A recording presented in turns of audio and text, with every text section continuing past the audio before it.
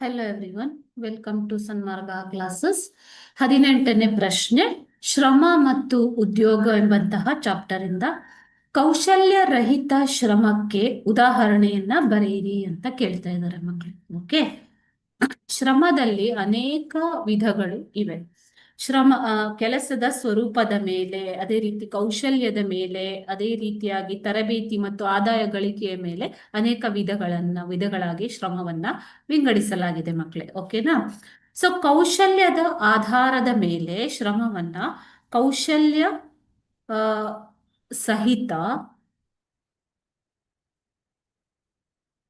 ಕೌಶಲ್ಯ ಸಹಿತ ಅರೆ ಕೌಶಲ್ಯ ಮತ್ತು ಕೌಶಲ್ಯ ರಹಿತ ಶ್ರಮ ಎಂಬುದಾಗಿ ವಿಂಗಡಿಸಲಾಗಿದೆ. ಓಕೆನಾ?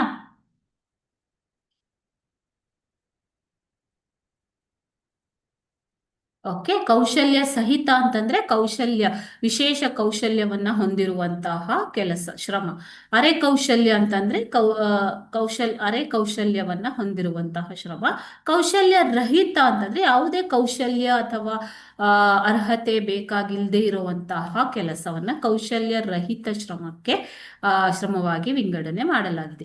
ಸೊ ಕೌಶಲ್ಯ ರಹಿತ ಶ್ರಮಕ್ಕೆ ಉದಾಹರಣೆ ಅಂತಂದ್ರೆ ಕೃಷಿ ಕಾರ್ಮಿಕರ ಕೆಲಸ. ಓಕೆನಾ?